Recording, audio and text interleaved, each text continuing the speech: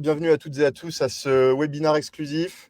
Je suis Mickaël Jordan, directeur du revenu et des partenariats chez Agicap, logiciel de gestion de trésorerie leader en Europe pour les PME et ETI.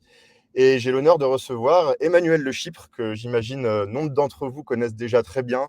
Il y a ses excellentes chroniques économiques sur BFM TV, chaîne d'infos dont il est le directeur de l'Observatoire. Bonjour Emmanuel. Bonjour à tous. Alors, comme vous le savez, l'incertitude est montée d'un cran le soir du 9 juin, à la suite des élections européennes, où le président de la République a annoncé la dissolution de l'Assemblée nationale. Et depuis 2 semaines, nous découvrons tous, au fil de l'eau, les programmes économiques des 3 principaux blocs politiques. Donc la majorité présidentielle d'une part, le Rassemblement national et le nouveau Front populaire, avec des conséquences économiques qui sont potentiellement profondes, spécialement pour les PME et ETI. Donc l'objectif aujourd'hui, c'est de vous aider, vous, chefs d'entreprise, responsables financiers de PME et ETI, à comprendre et à anticiper l'impact de ces changements potentiels à venir sur l'activité de votre entreprise et aussi sur votre trésorerie, et avoir un plan de bataille en fonction des résultats du 7 juillet. Donc, petite précision, notre entreprise Agicap est évidemment neutre par rapport aux différents programmes politiques, et notamment les positions d'Emmanuel Le Chypre n'engagent que lui, ceux qui va vous présenter pendant ce webinaire. Et on a aussi essayé de rester le plus objectif possible avec des scénarios économiques qui vont vous être présentés, qui sont issus d'un consensus de différents banques et cabinets d'analyse. Alors c'est parti, voilà le programme qui va suivre. Donc on va commencer par une analyse des programmes économiques en rentrant dans la philosophie des programmes, les mesures phares et le chiffrage macro des programmes. Ensuite, on va rentrer dans les scénarios d'impact économique de ces programmes pour au niveau microéconomique, donc d'une PME, d'une ETI. Et on va ensuite se projeter de façon pragmatique sur comment est-ce que vous pouvez d'ores et déjà anticiper ces impacts en simulant des scénarios sur votre entreprise et sur la position de trésorerie de votre PME. Et enfin, on ouvrira les questions. Donc vous pourrez poser toutes les questions que vous souhaitez à Emmanuel. Eh bien, on attaque dans le vif du sujet, Emmanuel, avec l'analyse des programmes des 3 principales forces politiques. Est-ce que vous pouvez d'abord nous présenter un peu la philosophie globale de ces programmes ? Oui, merci Mickaël. Oui, parce qu'en fait, on peut vite être noyé sous les chiffres, sous les mesures, etc. Et donc, ce que je voulais commencer par faire en propos introductif, en quelque sorte, c'était juste de bien marquer la philosophie des programmes et bien marquer aussi les différentes lignes de rupture entre ces programmes. Moi, j'en ai identifié 4 ou 5. La première grande ligne de fracture, en fait, entre nos 3 principaux programmes, elle concerne le rapport à l'Europe et au monde. Vous avez 2 programmes, le programme du RN et le programme du Nouveau Front populaire, qui défendent une vision de la France qui est plutôt, sur le plan économique, quand même, une France repliée sur elle-même, plutôt critique à l'égard de la mondialisation et de la construction européenne. Et le message, c'est qu'en gros, ce serait une France qui irait mieux si elle se protégeait de la concurrence internationale, notamment par des barrières douanières. Tout ça est à l'opposé, évidemment, de la vision de renaissance ensemble, pour faire simple, ou au contraire, l'Europe est perçue comme la solution et pas comme le problème, notamment à travers le marché unique et ses nécessaires évolutions, notamment le marché des capitaux, l'union des marchés de capitaux, c'est un des principaux objectifs, c'est une des principales ambitions de la nouvelle mandature européenne qui commence. La deuxième ligne de fracture, qui est un peu dans le prolongement de celle-ci, c'est l'immigration. Et là, c'est vraiment une ligne de fracture profonde. Et alors, vous allez voir, évidemment, ce qui est compliqué, c'est que les différentes lignes de fracture ne sont pas les mêmes selon les sujets. C'est-à-dire que vous avez souvent 2 programmes et un qui fait bande à part. Là, pour le coup, sur l'immigration, c'est le Rassemblement national qui fait bande à part, puisque le RN est farouchement hostile à l'immigration, alors que le nouveau Front populaire, lui, y est favorable. avec des mesures qui concernent notamment tout un tas de restrictions sur les immigrés. S'il fallait résumer la philosophie, c'est en gros les immigrés, on les vire à coups de pied dans les fesses d'un côté, on les accueille à bras ouverts de l'autre. Même si, attention, on note une inflexion dans le programme du RN avec, je ne sais pas si vous avez vu cette notion un peu floue d'immigration de croissance qu'a évoqué Jordan Bardella cette semaine. Et puis, Renaissance est entre les deux, à partir d'un constat qui est que finalement, il y a un vrai problème de l'immigration en France où on est toujours un peu entre deux eaux. On n'a pas de véritable philosophie entre l'immigration de regroupement familial et l'immigration économique. Mais on sent bien que chez Renaissance, il y a cette volonté d'aller vers une immigration davantage choisie et davantage économique. La troisième ligne de fracture, et elle est importante aussi, c'est entre ce qu'on pourrait appeler les politiques de l'offre et les politiques de la demande. Du côté du nouveau Front populaire, on a vraiment beaucoup de stimulation de la demande et un corollaire qui est beaucoup de dépenses publiques. Au RN, on a un peu des deux, et vous le verrez tout à l'heure quand je vous proposerai finalement une modélisation des programmes avec l'impact finalement sur toutes les grandes variables économiques de ces programmes. On est un peu entre les deux. Et la majorité présidentielle, elle, reste quand même sur une politique de l'offre et sur une politique de la demande plus contenue, avec effectivement toujours cette obsession de la compétitivité et de la maîtrise des finances publiques. La quatrième ligne de fracture, c'est évidemment les retraites. Et là, vous avez d'un côté Rassemblement national et Nouveau Front populaire qui, eux, veulent revenir sur la réforme de Emmanuel Macron, c'est-à-dire en gros ramener au moins à 62 ans l'âge de départ à la retraite contre 64 ans aujourd'hui.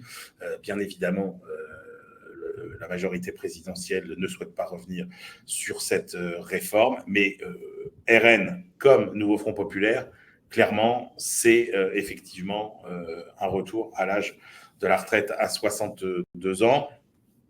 Et puis, la dernière ligne de fracture, mais elle est importante parce que c'est un thème qui a pris beaucoup d'importance dans la campagne, c'est l'énergie. Alors là, c'est là où c'est sans doute le plus complexe parce que même au sein des trois blocs, eh bien, on a des lignes de fracture. Donc, c'est assez simple. Vous avez une vision équilibrée plutôt de la part de Renaissance avec, oui, on relance des réacteurs nucléaires, mais priorité aussi aux renouvelables. Au Rassemblement national, on n'est pas sur la ligne du développement du renouvelable, on mise tout sur le nucléaire. Et alors, c'est dans le nouveau Front populaire que là, c'est très compliqué, puisque d'ailleurs, l'énergie, du coup, n'est quasiment pas évoquée dans leur plateforme commune, puisque là, vous avez des points de vue très différents entre les communistes qui sont massivement favorables au nucléaire, les socialistes qui y sont favorables et les écolos qui n'y sont pas du tout favorables. Donc voilà, tout ça, ça fait vraiment 5 lignes de fracture qu'il faut avoir en tête avant de rentrer dans le détail des mesures. Ok, très clair. Et donc, si on met un peu le focus maintenant sur les principales mesures économiques de chaque programme, quelles sont-elles et qu'est-ce qui va, selon vous, aussi avoir le plus d'impact pour le tissu PME, ETI en France? Alors, très clairement, quand on prend le programme du nouveau Front populaire, c'est vraiment le programme traditionnel d'une force politique de gauche, avec cette stratégie qui consiste à relancer le pouvoir d'achat et la croissance par la hausse des salaires et la dépense publique, avec l'État au centre du jeu économique. Et donc, leur programme, il est décliné en plusieurs phases. Alors, sur le slide, vous avez effectivement tout un tas de mesures. Moi, je vais vous les détailler plutôt par partie. L'idée des slides, c'est que voilà, c'est quelque chose qui complète ce que je vous dis. Moi, je ne vous fais pas une lecture des slides, c'est toujours roboratif. Donc voilà, c'est deux visions. Et on vous les enverra, vous aurez accès aux slides après la présentation, on vous les enverra par email à tous, donc n'hésitez pas. Et vous allez voir, ils sont très denses et vous n'aurez pas le temps, là, de toute façon, de tout regarder. Je pense que ce qu'il faut retenir du programme du nouveau Front populaire, c'est les ordres de grandeur. Alors, tous déclinent des programmes en plusieurs temps. Nouveau Front populaire, c'est un programme en 3 temps. Le premier temps, c'est l'urgence, c'est après les élections. Tout de suite, 25 milliards d'euros de dépenses avec là-dedans la hausse de l'indice des fonctionnaires de 10%, qui correspond d'ailleurs à l'autre mesure phare qui est l'augmentation de 10% du SMIC, mais qui, elle, ne sera pas supportée par l'État. Tout ça financé par 30 milliards de recettes nouvelles. Donc, dans un premier temps, 25 milliards de dépenses, 30 milliards de recettes, avec la taxe sur les super profits, qui est censée rapporter 15 milliards d'euros, et un nouvel ISF qui est élargi à une composante climatique qui rapporterait lui aussi 15 milliards d'euros. Donc, dans un premier temps, plus 25 de dépenses, plus 30 de prélèvements. Deuxième temps, 100 milliards de dépenses d'ici à fin 2025. Et là, on embauche des fonctionnaires. Alors, important, parce que ce n'est pas souvent souligné, dans le programme du Front populaire, l'idée, c'est vraiment de faire payer les plus riches. Et c'est aussi vrai pour les ménages que pour les entreprises.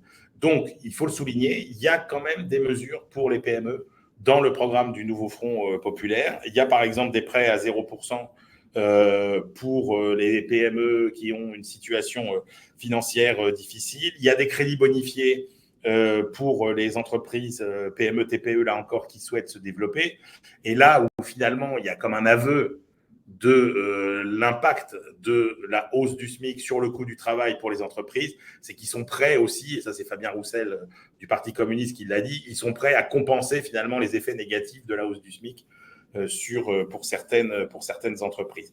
Donc, je voulais souligner ce point-là. Ce n'est pas le plus important dans le programme, évidemment, mais l'idée, c'est qu'il y a quand même des choses, comme il y a l'idée d'épargner finalement les petits contribuables, il y a l'idée aussi d'épargner fiscalement les PME et les TPE. Donc, dans un deuxième temps, ça, c'est 2025.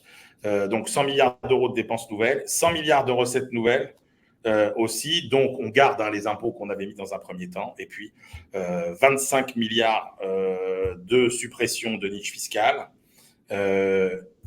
Impôt sur les successions, là aussi très lourd, 17 milliards.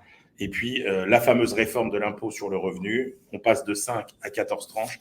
Et ça, c'est censé rapporter environ 6 milliards. Et puis, 2026-2027, on monte encore en puissance avec 150 milliards de dépenses nouvelles, donc par rapport à aujourd'hui, parce qu'on investit massivement dans le ferroviaire, dans l'écologie, et qu'on continue à embaucher des fonctionnaires. Et là, comme étage fiscal supplémentaire, on rajoute des nouveaux impôts. Et là, il y a ce fameux impôt, toujours, qui est l'impôt Zuckman, qui serait cette espèce d'impôt mondial sur les riches. Et là, c'est très intéressant parce que c'est finalement un aveu que ce genre de programme qui fonctionne sur le papier quand on est en économie fermée, c'est-à-dire que quand vous relancez la consommation, la demande, etc., et vous vous dites forcément, on va produire plus et on va vendre plus.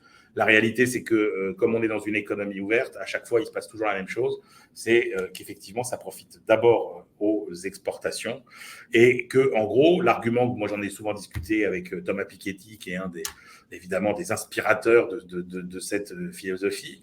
Et quand on leur dit, mais vous vous rendez compte qu'on vit quand même dans une économie ouverte, que les riches que vous allez taxer, ils peuvent aller à l'étranger, que les Français, ils vont acheter tout un tas de produits qui ne sont pas faits en France. Et en fait, leur réponse, c'est toujours de dire, oui, mais ce qu'on propose pour la France, il faut le faire à l'échelle du monde. Et là, l'impôt sur les riches de Zuckman, c'est exactement la même chose. C'est-à-dire que ça ne marche que si on le fait à l'échelle de la planète. Donc, je vous donne le chiffrage. Ils en attendent quand même 26 milliards d'euros par an, ce qui me paraît beaucoup. Donc voilà, ça c'est le programme pour le nouveau Front populaire. Donc programme classique. Peut-être juste un mot, Emmanuel, sur la hausse du SMIC, je pense qui est une des mesures phares et qui peut avoir de conséquences significatives pour les PME et ETI, dont la masse salariale, c'est forcément toujours le principal poste de dépense. Du coup, ça fait une augmentation de quel ordre de grandeur par rapport au SMIC actuel? Et est-ce qu'on peut aussi anticiper que ça créerait une hausse un peu plus généralisée des salaires, notamment tous les salaires qui sont un peu au-dessus du SMIC qui suivraient la même tendance? Qu'est-ce que vous en pensez? Alors, concrètement, le SMIC aujourd'hui en net, il est à peu près à 1000, un tout petit peu en dessous de 1400 euros net. Donc, le passer effectivement à 1600, ça fait gagner 200 euros net. Alors, ce qu'on sait, c'est que en général, il y a un effet de. Alors, le premier effet, c'est qu'évidemment, vous allez du coup la patrouille du SMIC va rattraper tout un tas de salariés qui étaient payés un peu plus. Donc, le premier effet dans un premier temps, c'est que vous allez avoir beaucoup plus de salariés qui vont être payés au SMIC, 7 à 8% à peu près. Et après, vous avez toujours en général une espèce d'onde qui se répercute jusqu'au salaire une fois et demie, 2 fois le SMIC. Alors, plus vous montez dans l'échelle des salaires, plus l'onde de choc est faible, évidemment, mais en général, effectivement, ça se répercute de façon assez automatique, parce que ça aussi, il faut le voir, avec au final une augmentation du coût du travail pour les entreprises, puisque souvent, cette mesure, elle a été prise avec la prise de conscience quand même que si vous augmentez le coût du travail, vous aurez un impact négatif sur l'emploi. Et souvent, il y avait des compensations sous forme de baisse de charges. Là, manifestement, il n'y en aura pas. Donc oui, il faut s'attendre à ce que l'effet hausse du coût du travail joue véritablement et que finalement, ça provoque des destructions d'emplois comme on en voit à chaque fois. Ok, très clair. Merci. Alors, ça, c'était le programme Nouveau Front Populaire. Alors, programme Rassemblement National, c'est quand même un drôle d'animal que finalement, on a du mal à caractériser, mais vous verrez, quand on a modélisé, finalement, on arrive assez bien à le faire. Alors, c'est quoi les mesures phares? En fait, il y a ce qu'ils appellent, eux, dans leur premier temps, c'est ce qu'ils appellent les urgences, avec ce qu'il faut retenir, c'est quand même la baisse de la TVA sur les produits énergétiques, hein, donc électricité, gaz, essence, fuel. Ça coûterait 12 milliards d'euros en année pleine. Il y a aussi cette incitation des entreprises à augmenter les salaires avec cet allègement de charges jusqu'à 10% sans cotisation patronale. Il prévoit des baisses d'impôts pour les entreprises, avec notamment, comme finalement la majorité présidentielle, des baisses d'impôts de production, hein, qui finalement pourraient être supprimées. Et puis, alors, ils ont beaucoup de mesures qui concernent les moins de 30 ans, donc les sociétés fondées par les moins de 30 ans, l'impôt sur le revenu des moins de 30 ans. Alors, tout ça pose tout un tas de problèmes sur lesquels, d'ailleurs, ils sont en train un peu de revenir. Et puis, finalement, après, il y a la retraite, où là, effectivement, c'est départ à 60 ans pour les carrières longues. Ce qui pose un problème aussi, parce que est-ce que le sujet, c'est pas les carrières pénibles plutôt que les carrières longues? Voilà, ils ont des mesures. Alors, ils ont tout un paquet de mesures qui sont assez anti-écolo, il faut bien l'avouer, avec un moratoire sur les éoliens, avec, par exemple, les dispositions, vous savez, de la loi sur la zéro artificialisation nette des sols, où ils veulent l'assouplir. Et puis, comment ils financent leurs dépenses? Alors, leurs dépenses, notamment la baisse de TVA, ils réduisent la contribution du budget à l'Europe de 2 milliards. Ils remettent eux aussi un impôt sur la fortune financière, comme un petit peu le Front populaire.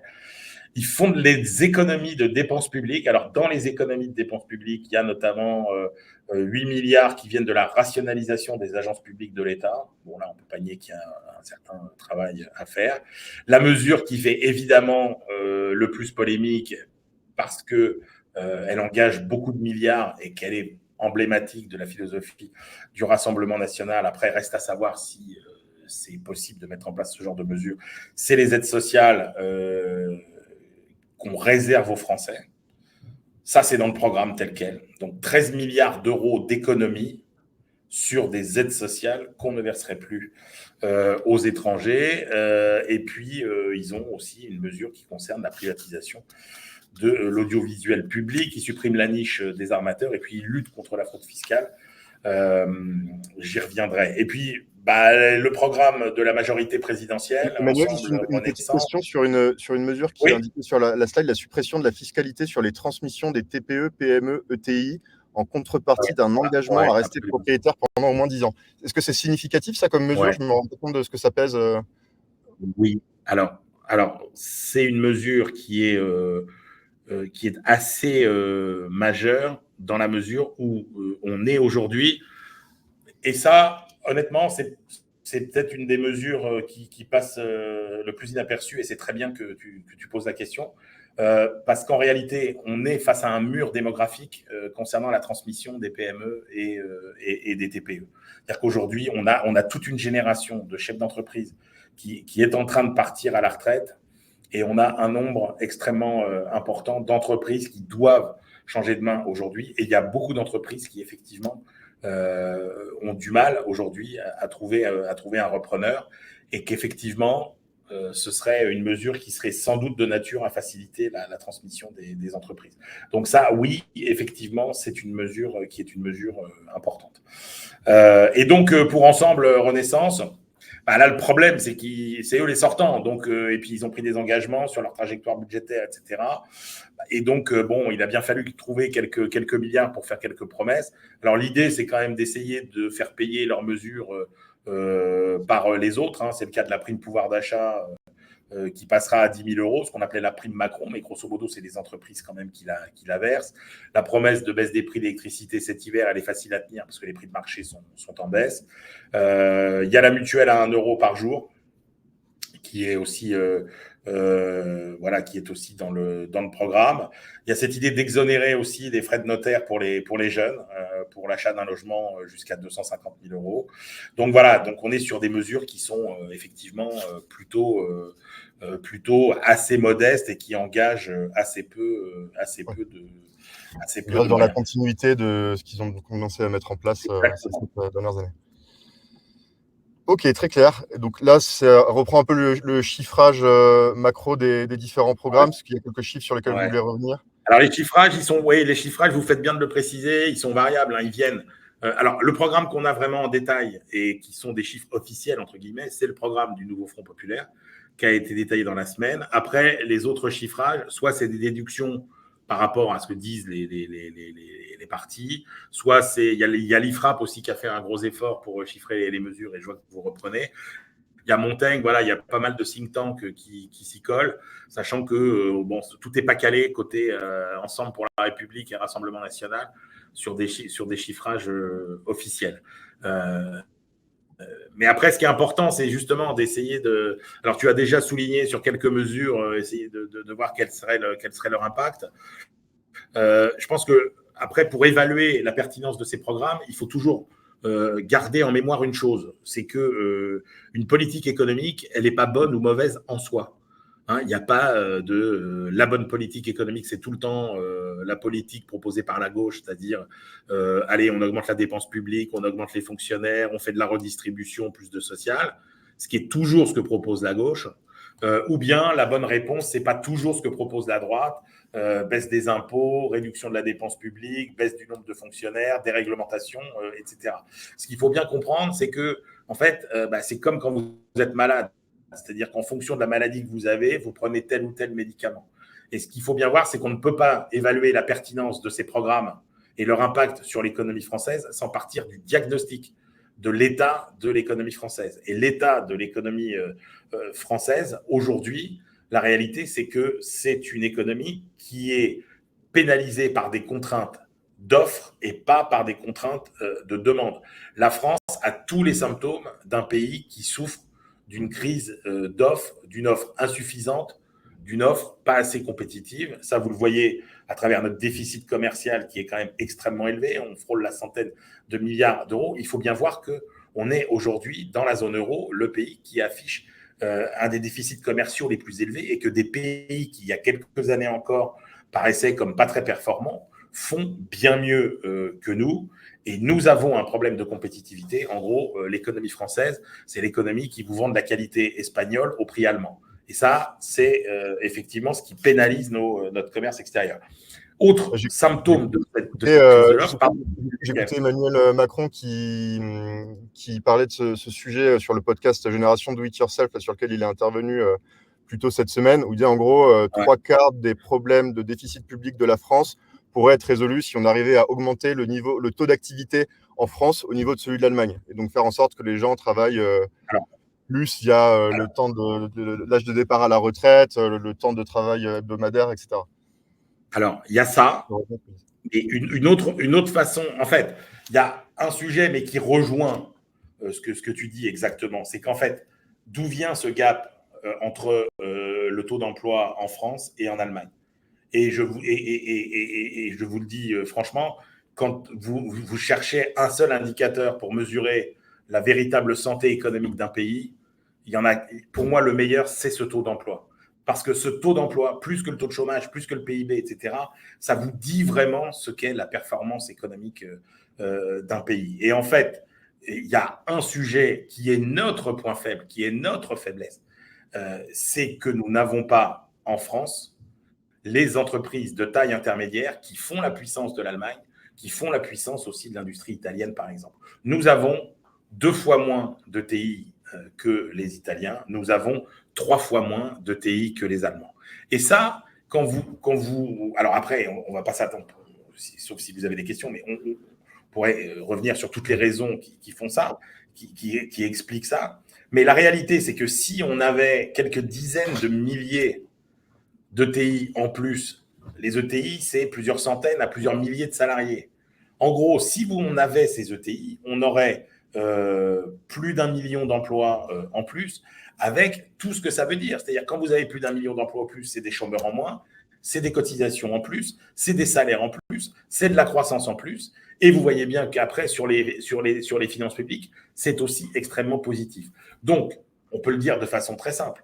Tous les problèmes de l'économie française seraient résolus si on avait ces quelques milliers, et encore une fois, il n'en faut pas des centaines de milliers, si on avait les quelques milliers d'ETI qui font la force de nos voisins.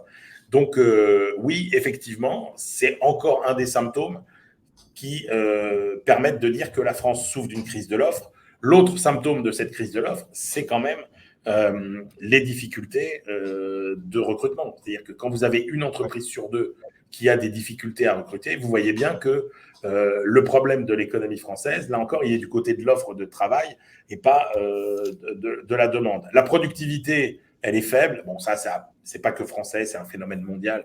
Et vous avez une inflation élevée. Donc, tout ça pour vous dire que ce que je vais vous dire ensuite doit être vu à l'aune de ce diagnostic sur la France a des problèmes d'offres plus que des problèmes de demande. Et la preuve, c'est que vous avez un réservoir d'épargne en France qui est absolument considérable, un des plus élevés du monde, qui n'est pas employé, aujourd'hui. Et donc, juste pour essayer de ce que nous dit la littérature économique sur les mesures principales, voilà le nouveau slide avec les types d'impact potentiels. Je voudrais juste revenir sur des mesures emblématiques des uns et des autres et juste expliquer ce que dit la littérature économique sur cet impact. Bon, la hausse du SMIC, Michael, tu en as parlé tout à l'heure, donc grand classique, augmentation du coût du travail, 225 000 à 375 000 destructions d'emplois si on augmente le SMIC de 10% sans que le coût du travail ne baisse. Et ça, c'est des estimations qui sont faites notamment par l'OFCE, qui est un institut économique qui n'est pas spécialement à droite ou libéral. Alors pareil, autre sujet qui est dans le programme du nouveau Front populaire, la fiscalité sur les riches. Je vous rappelle que là encore, il y a cette idée que les riches, ils sont captifs, ils partent pas. Non, les riches, ce sont des oiseaux craintifs, je vous le rappelle, et qui n'hésitent pas à s'envoler ailleurs. Je vous rappelle cette phrase de Colbert sur ce qu'est un bon impôt. Un bon impôt, c'est un impôt qui permet d'arracher les plumes d'un oiseau sans que celui-ci ait mal. Donc, si vous ne voulez pas subir un exode fiscal massif, c'est très compliqué de mettre en place ce que propose le nouveau Front populaire.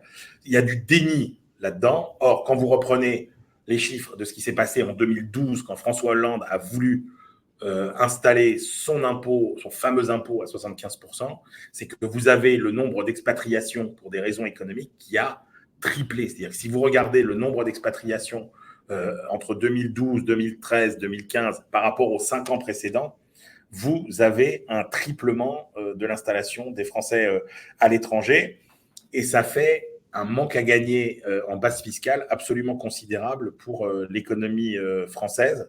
Il y a une enquête qui a été faite par la Maison des Français de l'étranger, qui est un service qui dépend du ministère des Affaires étrangères, qui montre que 6% des expatriés, par exemple, sont chefs d'entreprise de plus de 10 salariés à l'étranger. 6% des expatriés chefs d'entreprise, c'est un ratio 20 fois plus élevé que celui qu'on a pour les Français résidant en France. Alors attention, ça ne veut pas dire que tous les Français qui sont expatriés le sont pour des raisons fiscales, mais même si vous prenez une petite partie de ça, ça fait quand même des milliards à la fin de base fiscale qui échappent à la France. Donc cette idée de taxer les riches ne se traduira que par une augmentation massive de l'exode fiscal. Et ce qu'on avait vu en 2012 aussi, c'est que ce n'étaient pas les milliardaires qui partaient. C'était des gens qui avaient quelques millions, qui étaient plutôt jeunes, actifs, et ça a coûté cher à l'économie française. Autre mesure dont on connaît l'impact, qui est mesure proposée par... là, je suis toujours sur le nouveau Front populaire, c'est le blocage des prix. On sait que cette mesure est absurde pour plusieurs raisons. D'abord parce qu'on a déjà des prix qui sont en train de baisser, parce que le blocage des prix empêche l'ajustement de la production et notamment ce qui permettrait justement de produire plus et de faire baisser les prix. Si les prix sont bloqués, il n'y aura pas d'incitation à augmenter la production. Les ménages, là encore, aisés bénéficient plus que les ménages modestes du blocage des prix, tout simplement parce qu'ils dépensent plus. Et puis, écologiquement, est-ce qu'il est pertinent de bloquer les prix de l'énergie? Non, certainement pas. Si on regarde, après les mesures phares du programme du Rassemblement national, qu'est-ce qu'on voit? On voit que la baisse de la TVA, c'est une mesure dont on sait très bien que c'est une mesure qui coûte beaucoup d'argent et qui est un saupoudrage, puisque là encore, ça profite à tout le monde. Hein. D'abord, on ne sait pas dans quelle mesure la baisse de TVA sera répercutée. Qui nous dit que la totalité de la baisse de la TVA sera répercutée vraiment sur le prix du litre d'essence à la pompe? On ne sait pas. Qu'est-ce qui, effectivement, fait que ça profitera aux moins aisés? Rien. Puisqu'en fait, quand vous faites une mesure comme ça, la baisse de la TVA, elle profite à tout le monde et elle profitera plus à celui qui a un gros 4x4 qu'à celui qui a une petite voiture qui consomme peu. Alors, il y a, je ne sais pas si vous l'avez vu aussi dans le programme du Rassemblement national, cet argument assez commode pour trouver des ressources publiques qui est de dire « Oh, mais on va lutter contre la fraude fiscale, ça va nous rapporter 15 milliards d'euros ». Et là, bon, il faut quand même calmer les ardeurs. Rappelez que si c'était aussi facile de trouver de l'argent et s'il y avait qu'à se baisser, il y en a d'autres qui l'auraient fait avant. Rappelez quand même que la France est déjà championne du monde du taux de recouvrement de l'impôt. Et je peux vous dire qu'il y a des missions du monde entier qui viennent à Bercy pour essayer de comprendre comment la France réussit justement à avoir un taux de recouvrement aussi élevé. Donc, miser sur 15 milliards de recettes comme ça qui viendraient de la lutte contre la fraude fiscale, c'est un peu compliqué. Et puis alors, l'autre mesure phare, c'est les restrictions sur l'immigration. Là, il y aurait beaucoup à dire. Je vais résumer très simple. Hein. L'immigration, c'est globalement positif pour la croissance. C'est globalement positif pour les finances publiques. On est dans l'ordre du 0 plus ou du 0 moins. On peut s'étriper, mais entre gens sérieux, entre ce que les immigrés apportent comme contribution et ce qu'ils coûtent, on est à peu près sur du neutre. Donc, concrètement, tout ce qu'on entend sur le coût de l'immigration, c'est économiquement faux. Et il faut rappeler, encore une fois, que parce qu'on a toujours ce sentiment que la Terre entière a envie de venir en France, etc. Je vous rappelle que la France n'arrive qu'au 16e rang dans le classement des destinations rêvées des immigrés du monde entier.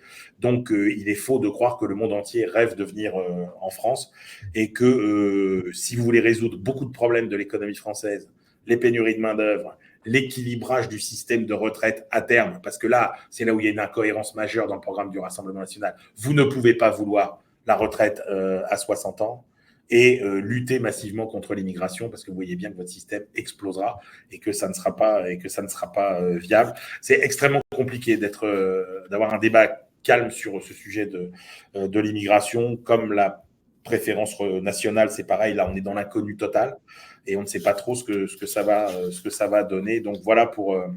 Emmanuel, il y a deux impacts potentiels sur lesquels j'aimerais revenir avec vous et qui, je pense, aussi intéressent beaucoup les dirigeants responsables financiers d'entreprises qui nous écoutent, sur le potentiel impact sur la baisse de la demande d'une part et sur l'augmentation des coûts de financement d'autre part. baisse de la demande, Ouais. donc on soit une entreprise en B2B ou qui vend directement au consommateur final. Est-ce qu'on peut s'attendre à un choc de ce côté, plus ou moins brutal, d'une baisse de la demande? Est-ce qu'il y a des précédents aussi sur lesquels on peut revenir? Ou est-ce que c'est difficile de se projeter à date sur la base des programmes communiqués? Alors, est-ce que tu veux, Michael, qu'on aille voir tout de suite le graphique sur enfin, l'impact Ouais, on peut effectivement aller des regarder. programmes?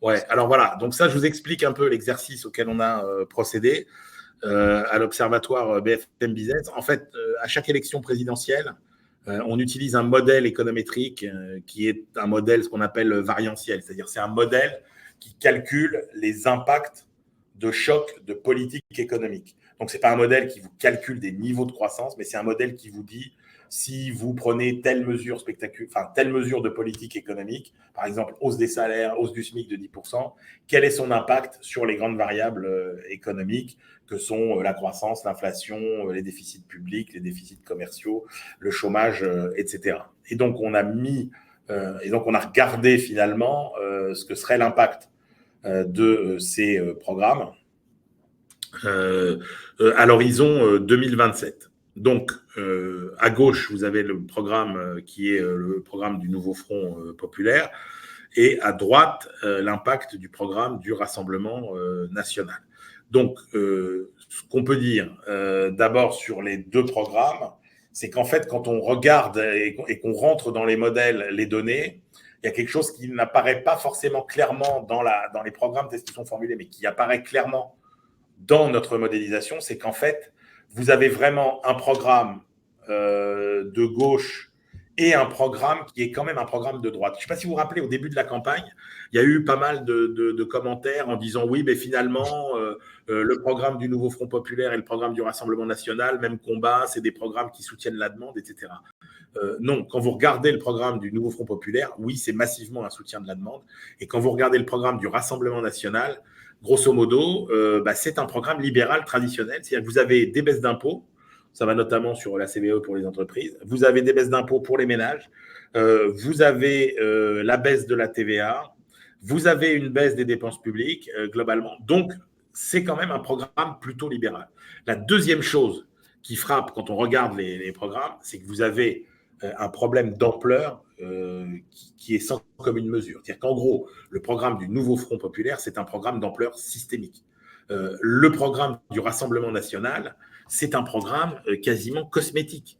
C'est-à-dire qu'en gros, pour vous donner un ordre d'idée, si vous regardez, par exemple, quand le Front national dépense ou fait bouger les lignes d'1 milliard d'euros dans un sens, le nouveau Front populaire fait bouger les lignes dans l'autre sens d'à peu près 6 à 7 milliards. C'est-à-dire que quand vous avez une baisse d'impôt de 1 milliard au Rassemblement national, vous avez une hausse d'impôt de 6 milliards à peu près au nouveau Front populaire.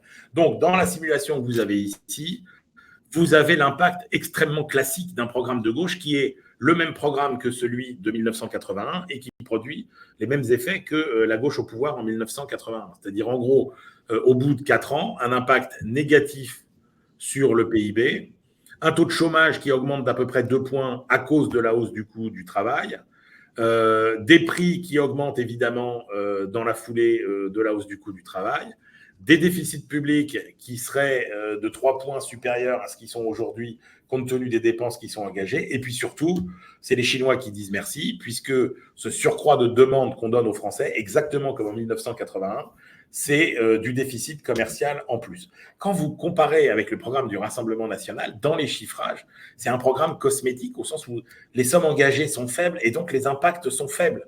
C'est-à-dire qu'en gros, sur toutes les variables, vous voyez, c'est un demi-point par rapport à ce que serait le programme, la trajectoire naturelle de l'économie française si on ne faisait rien. Sur le PIB, plus 0,6, bon, sur 4-5 ans, c'est pas grand-chose. Le taux de chômage, quasi stable. Les prix, ils baissent parce qu'évidemment, si vous avez une baisse de la TVA, ça se répercute sur les prix. Sur les finances publiques, impact nul. Sur le solde extérieur, pareil. Mais ce qu'il faut bien voir, et c'est ça qui est très important, c'est que le programme, je veux dire, pour le programme du nouveau Front populaire, tout est dans les comptes. On sait très bien où on va, comment on y va et quelles conséquences ça produit. Pour le Rassemblement national, j'ai envie de dire, le véritable impact, il est plus il n'est pas mécanique et économique, mais il est plutôt politique. C'est tout ce qui est hors bilan, tout ce que ne disent pas ces chiffres et qu'ils ne peuvent pas dire. C'est-à-dire, en gros, qu'est-ce qui se passe dans les renégociations avec l'Union européenne? Dans quelle mesure on sort ou pas de l'Union européenne? Est-ce qu'on sort du marché de l'électricité ou pas? Est-ce qu'on prend des mesures, par exemple, de protection des frontières? Avec quelle rétorsion de l'autre côté? Donc, en fait, derrière ces chiffres qui sont assez rassurants sur l'impact comme ça du programme du Rassemblement national, je voulais insister là-dessus, le vrai saut dans l'inconnu, c'est quand même le programme du Rassemblement national, le nouveau Front populaire. On sait les dégâts que ça produit, ce genre de programme. Donc, pour revenir à ta question qui était sur les entreprises, qu'est-ce que ça change?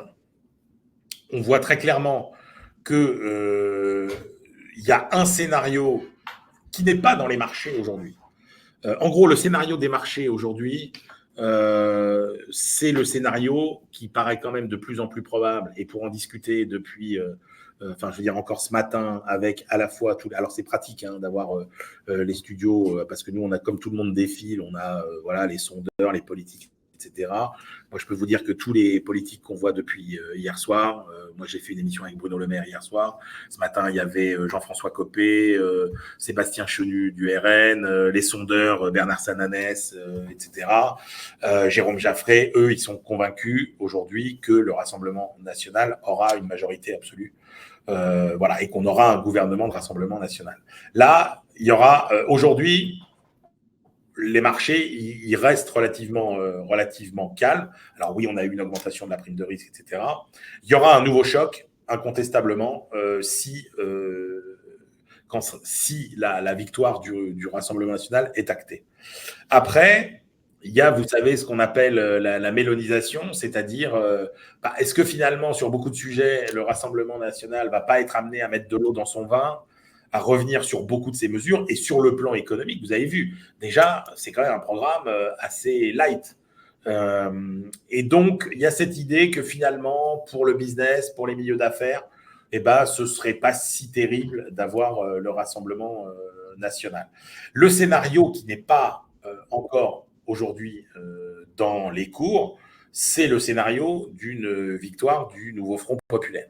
Et là, je peux vous dire que quand, effectivement, on va voir tous les grands investisseurs français, étrangers, les entreprises, alors les entreprises en France, elles ont déjà compris, mais ce qu'il y a dans ce programme, là, effectivement, en gros, si vous voulez, le Rassemblement national, ça peut faire pendant 15 jours, ça peut faire moins 4, moins 5 à la Bourse de Paris, et ça peut faire un point de hausse des taux d'intérêt à 10 ans. Le nouveau Front populaire, ça vous fait moins 20, moins 25, j'exagère, mais temporairement, ça peut vous faire, alors non, justement, le nouveau Front populaire, je ne sais pas, mais en gros, à terme, ça peut vous faire moins 20% sur la Bourse de Paris, et ça peut vous faire facilement 2, voire 3 points sur les taux d'intérêt à 10 ans. Donc ce scénario-là, aujourd'hui, il n'est pas dans les cours, et c'est clairement celui, alors qu'aujourd'hui, parce que il n'y a que les Français, et notamment dans les PME françaises, qu'on connaît un peu ce genre de politique, et on voit très bien de quoi il faut avoir peur. Il y a encore des souvenirs de ce genre de politique dans le passé. Donc voilà, aujourd'hui, sur tout ce qui est finalement économie et marche des affaires au quotidien, on a très clairement moins peur d'une victoire du Rassemblement national que d'une victoire de LFI. Mais ce qu'on constate aujourd'hui, c'est quand même l'attentisme total. C'est-à-dire que cette décision de la dissolution, elle a gelé toute l'économie française, instantanément. C'est-à-dire que moi, je peux vous dire que sur l'immobilier, on a des promoteurs, j'en ai vu un encore hier, qui me dit qu'il en arrive même à avoir plus de désistements que de souscriptions dans ces nouveaux programmes. Vous demandez aux agences immobilières, il n'y a plus une famille qui aujourd'hui met les pieds dans les agences immobilières pour essayer de voir ce qu'ils pourraient faire. C'est le cas notamment de tous les investisseurs qui souhaiteraient acheter pour louer après. C'est-à-dire que quand vous voyez qu'il y a un programme qui est très pro-propriétaire et un programme qui est très pro-locataire, vous dites, oh mon Dieu, j'attends. Quand vous regardez les décisions d'investissement des entreprises, vous voyez bien qu'il y a beaucoup de décisions qui ont été gelées. Et moi, j'ai vu des décisions de grands fonds d'investissement étrangers. Je pense notamment à plusieurs qui sont investis sur Marseille. Autour de Marseille, il y avait de grands projets d'investissement internationaux qui se comptent en milliards. Je peux vous dire que tous ces gens-là ont dit on arrête tout pour le moment et on verra. Ils devaient venir là, c'est des gens qui devaient venir signer des trucs. Là, ils ont dit pour le moment, basta, on arrête. Donc, on a ce gel de l'économie française qui sera encore plus compliqué si c'est la gauche qui gagne. Ok, très clair, Emmanuel, merci beaucoup.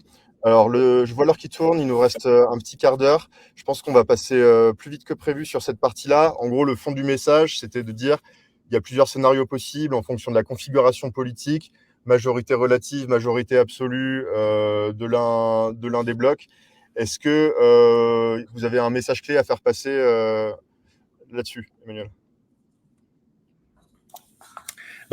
Je pense qu'effectivement, il faut avoir. Alors, il y a plusieurs. Alors, moi, je vous ai dit, pour le coup, je vous ai dit le scénario qui paraissait le plus probable aujourd'hui, mais c'est vrai que l'autre scénario qui paraît aujourd'hui, clairement, le scénario de la victoire LFI, c'est pas un scénario qui est considéré encore comme très probable. En gros, les deux scénarios, c'est le Rassemblement national à la majorité absolue. L'autre scénario, c'est effectivement le scénario de pas de majorité. Et ça, c'est quand même un scénario assez poison pour l'économie française parce que c'est un scénario dans lequel finalement il y a une forme de pourrissement politique. Donc là, si on retient ce scénario, il y a deux possibilités. Soit il est possible de dégager une majorité qui soit une majorité républicaine, entre guillemets, c'est-à-dire en gros qui exclut le Rassemblement national, qui exclut LFI et qui aille des LR raisonnables aux socialistes raisonnables. Voilà, donc ça, il faudra voir après en fonction de qui a quoi, mais c'est pas impossible que la majorité, que le nouveau Front populaire se délite, se défasse face à cette situation et qu'il y ait une gauche et qu'il y ait une espèce de sursaut de responsabilité du Parti socialiste pour aller vers qui pourrait redevenir une gauche de gouvernement. Et là, effectivement, c'est un scénario qui n'est pas impossible aujourd'hui, puisque manifestement, il va y avoir une participation très importante à ce premier tour. Ça veut dire que, comme vous savez, la possibilité de se maintenir au deuxième tour dépend du taux du nombre de voix que vous obtenez par rapport aux inscrits. Ça fait que ça multiplie les possibilités de triangulaire. Pour les possibilités triangulaires, là je vous répète ce que me disent mes camarades analystes politiques chez nous, c'est d'abord favorable au RN, mais c'est quand même pas mal favorable aussi à la majorité présidentielle. Gouvernement. Donc si c'est ça et qu'on arrive à bâtir cet arc républicain, alors qui comprendra effectivement ces personnalités et qui nous emmènera sur une trajectoire économique qui sera un petit peu plus à gauche peut-être que celle d'Emmanuel Macron aujourd'hui, avec un peu de concession, mais au moins avec une majorité un peu plus stable. Ça, c'est presque le scénario rose, entre guillemets. Et après, il y a un autre scénario où il n'est pas possible de dégager cette majorité pour gouverner. Et là, il y a l'autre possibilité qui est la possibilité du gouvernement, ce qu'on appelle un gouvernement d'experts. Voilà. Et donc, ça veut dire. Alors, les Italiens ont déjà expérimenté ça, hein, et donc ça voudrait dire un gouvernement avec des personnalités de la société civile qui, effectivement, dirigeraient le pays. Mais alors, la France n'a pas l'habitude de ça. Donc, l'Italie a expérimenté ça à maintes reprises. L'Italie a la chance d'avoir des fonctionnaires de très haut niveau, notamment ceux de la Banque d'Italie. Hein, je pense au Mario Monti, etc. Mario Draghi, pardon, notamment. Voilà, donc ça, ce serait quand même un saut dans l'inconnu. Donc voilà un peu les trois scénarios. Mais ça peut être un scénario qui nous emmène gouvernement d'experts. C'est un scénario qui peut nous emmener jusqu'à entre guillemets une entrée dans la gouvernance française du FMI et de la BCE qu'il ne faut pas oublier. Parce que la BCE, elle tient quand même un peu les cordons de la bourse. Hein. Elle a la possibilité de nous rappeler à l'ordre sur nos finances publiques. Donc ça, c'est quelque chose qu'il ne faut pas oublier. Ok, très clair. Alors maintenant, on va passer sur une partie très pragmatique. Donc, on a bien entendu vos analyses, Emmanuel. On voit qu'il y a des scénarios plus ou moins radicaux qui qui se profile à l'horizon. La question pour un chef d'entreprise, c'est qu'est-ce que je peux faire dès aujourd'hui pour anticiper, pour assurer la pérennité et la croissance de mon entreprise en fonction de ces différents scénarios. Donc, on n'a pas de recette magique, mais il y a beaucoup de bon sens dans ce que je vais vous présenter dans les quelques minutes qui viennent.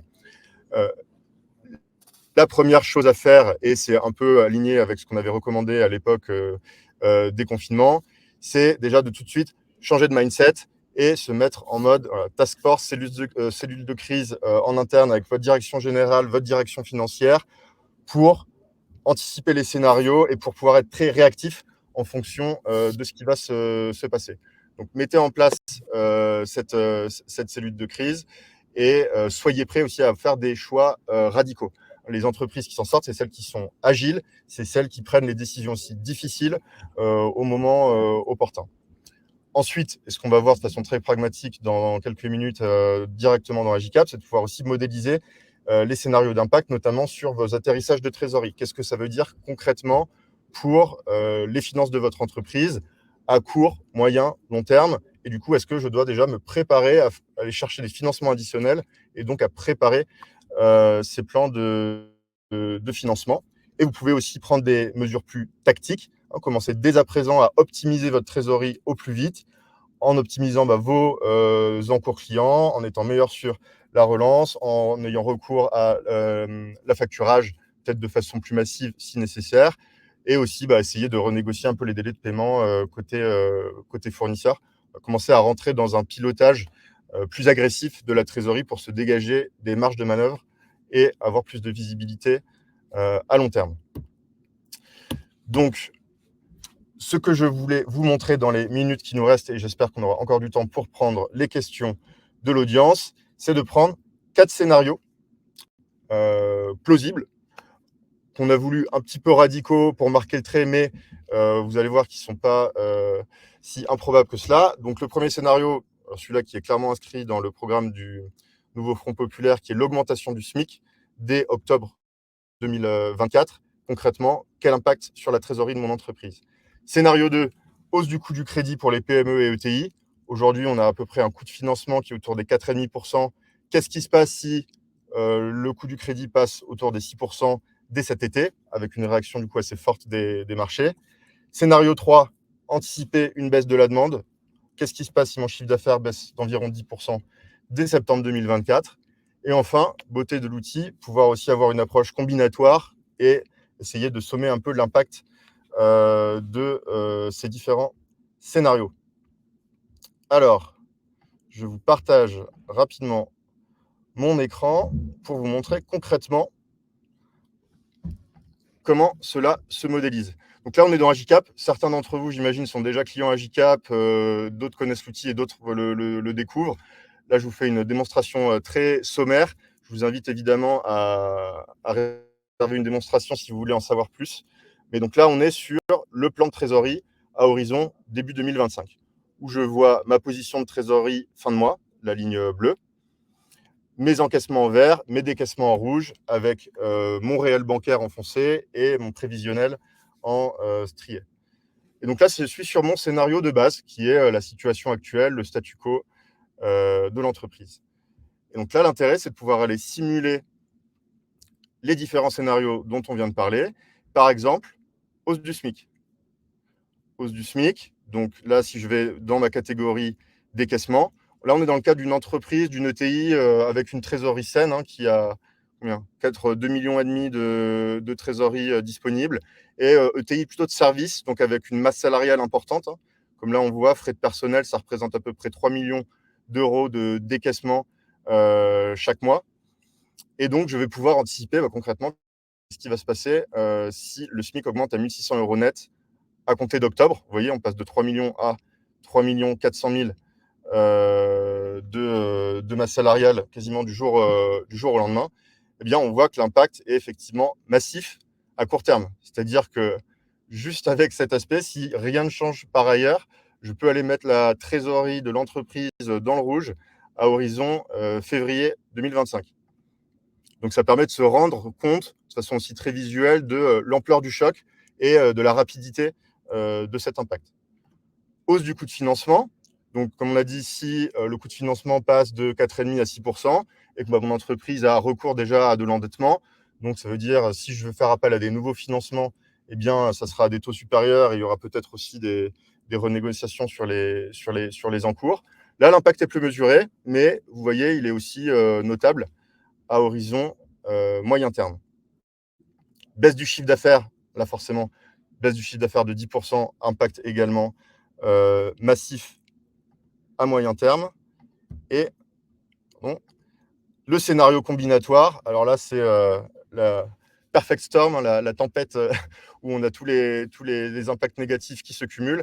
Et là, on voit qu'on est vraiment dans une situation de trésorerie qui est fortement dégradée et il faut absolument pouvoir aller chercher des financements supplémentaires dès horizon fin d'année. Donc ça vous permet de vous rendre compte de façon très pragmatique et visuelle de l'impact de ces différents scénarios. Et vous voyez, je peux aussi les visualiser côte à côte. Et si je me place à horizon fin d'année, eh bien, je vois l'impact sur ma trésorerie à horizon fin d'année de chacun de ces scénarios. Une baisse du CA, eh bien, ça va impacter 350 000 euros, la hausse du SMIC de 200 000 euros, etc. etc. Pardon, ça vous crée une position de trésorerie fortement dégradée avec les niveaux qui sont indiqués. Et donc maintenant, si vous voulez agir et commencer à réfléchir, comment est-ce que je peux aller financer ce besoin de trésorerie, bien, notamment avec le tableau de bord, vous pouvez avoir une situation assez simple et 360 de la situation de l'endettement global de l'entreprise. Donc là, on a un endettement global de 2 800 000 euros avec une trésorerie disponible d'environ 2 millions d'euros, donc un endettement net d'environ 800 000 euros. Donc, on a un ratio là d'endettement sur capitaux propres qui est assez sain et donc avec une vraie possibilité d'aller chercher de l'emprunt supplémentaire auprès de ma banque. Voilà, donc c'était juste pour vous montrer très succinctement comment, de façon très pragmatique, vous pouvez déjà commencer à agir, déjà commencer à vous projeter dans l'impact économique des potentielles actions gouvernementales à venir. Et encore une fois, si vous voulez en savoir plus, n'hésitez pas à demander une démonstration. On va prendre les minutes qui restent, Emmanuel, pour prendre quelques questions de l'audience. Est-ce que Jean-Luc ou Benoît, vous avez des questions que vous souhaitez faire remonter à Emmanuel?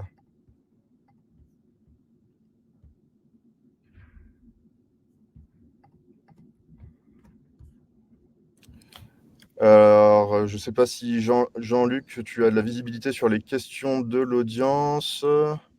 Alors, oui, je les vois. Alors, je les prends dans l'ordre. J'essaye de. Alors, je suis en train de regarder aussi. Sélectionne celle qui te semble la plus intéressante, Emmanuel. Alors, où est-ce qu'on est, Jean-Luc, dis-moi. Est-il vrai que. Est-il possible... On va prendre la question sur la. Il y a une demande sur la source des impacts. Ouais, la source, c'est Observatoire BFM Business.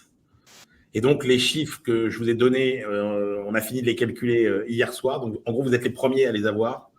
Et en fait, je vais mettre en ligne en fin d'après-midi ou demain matin un papier qui recontextualise un petit peu les données, c'est quoi notre modèle.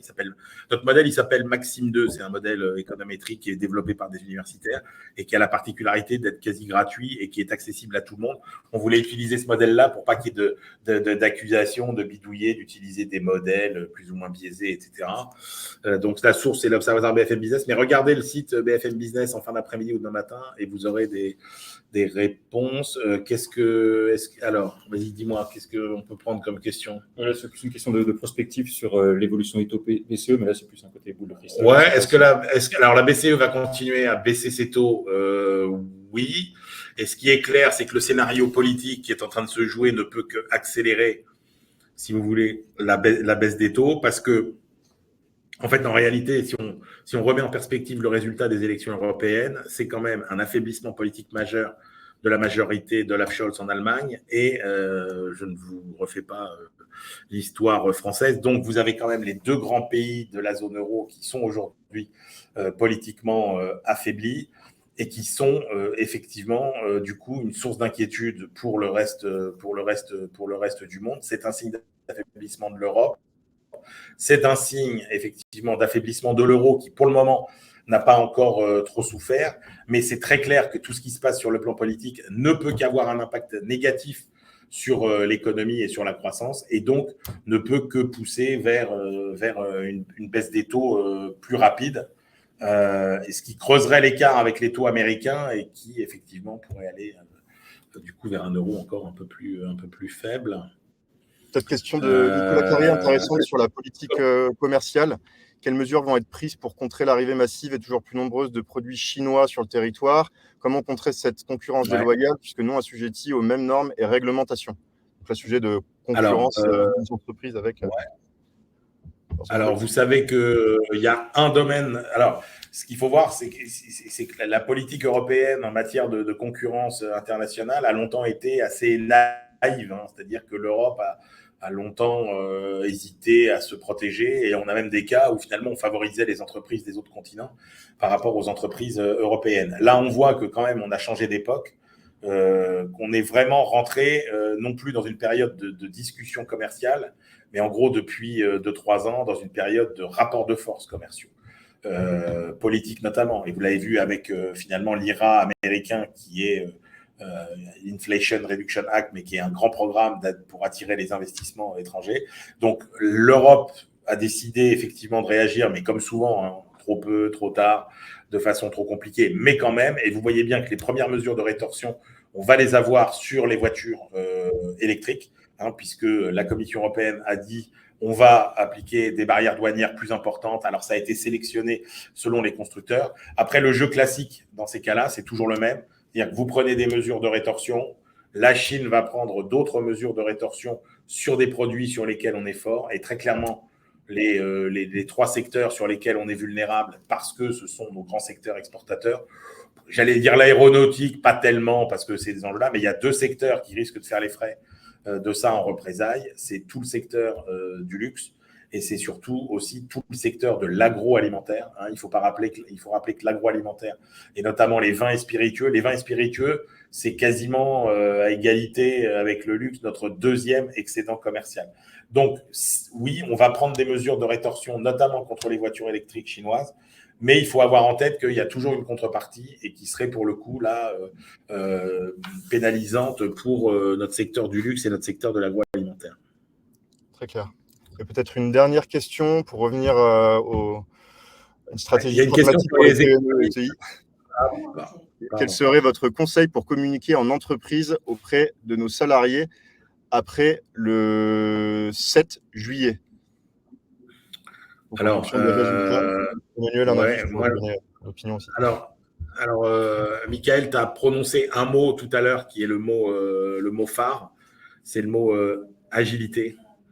Et donc là, le mot agilité, il est majeur. Et puis surtout, quand vous êtes chef d'entreprise aujourd'hui, je crois qu'il faut. Enfin, moi, mon conseil, c'est vraiment de communiquer avec ses salariés quand vous en avez 10, 20, 30, 40, 50, de dire que tout le monde est embarqué dans la même aventure, que les efforts devront être partagés, mais que les fruits de la croissance devront aussi être partagés. Et c'est vraiment l'agilité et la mobilisation de tout le monde pour essayer de faire face à des situations qui risquent d'être assez imprévues. Et là-dedans, je mets aussi tout ce qui concerne la gestion ressources humaines, parce qu'on voit bien qu'aujourd'hui, les débats politiques qui sont dans la société, l'entreprise, c'est la société, et qu'il y a beaucoup de débats qui se font au sein de l'entreprise, et les lignes de fracture qu'on voit apparaître dans la société, elles peuvent apparaître aussi dans les entreprises. Donc, j'attire l'attention de tous les dirigeants sur une vigilance particulière. L'entreprise, plus que jamais aujourd'hui, avec l'environnement compliqué de société qui se dessine autour, ça doit être le lieu de la sérénité, ça doit être le lieu du travail collaboratif, ça doit être un endroit où plus que jamais on doit se sentir bien. Question de Philippe qui me semble très intéressante pour tous celles et ceux qui sont dans le domaine de la construction. La main-d'œuvre étrangère est nombreuse dans le bâtiment. Quelles sont les caractéristiques demandées par le Rassemblement national pour recruter du personnel d'origine étrangère? concrètement, on a une boîte du bâtiment aujourd'hui. Je crois qu'ils sont en train de mettre de l'eau dans leur vin, c'est-à-dire je crois qu'ils sont en train de revenir un peu à la notion quand même de métier en tension. Et que du coup, je pense que pour des métiers qui manquent vraiment de main-d'œuvre, ils sont pas complètement stupides et je crois qu'il y aura je crois que ça se passera plutôt de façon assez neutre. Je pense qu'il n'y aura pas de sujet là-dessus. Honnêtement, je pense qu'il n'y aura pas de catastrophe et qu'il y aura toujours la possibilité de faire travailler de la main-d'œuvre étrangère dans le secteur du bâtiment et de la construction. Pragmatisme avant tout. Ouais, ok, très clair. Bah, je pense que ça s'applique aussi à la question de Béatrice, même problématique pour le secteur du transport routier. Donc, effectivement, là aussi, beaucoup de main-d'œuvre étrangère et a priori, du pragmatisme à prévoir. Parfait. Eh bien, ça sera le mot de la fin. Merci beaucoup. Merci pour votre participation. Merci Emmanuel pour vos éclaircissements. Et on espère. Merci, c'était un plaisir d'être avec vous. Merci à toutes et à tous. Et voilà, on se met en ordre de bataille. On attend les résultats du premier tour, puis du second tour. Et vive les PME, vive les ETI, vive la croissance. Merci à tous. Bonne journée. Au revoir.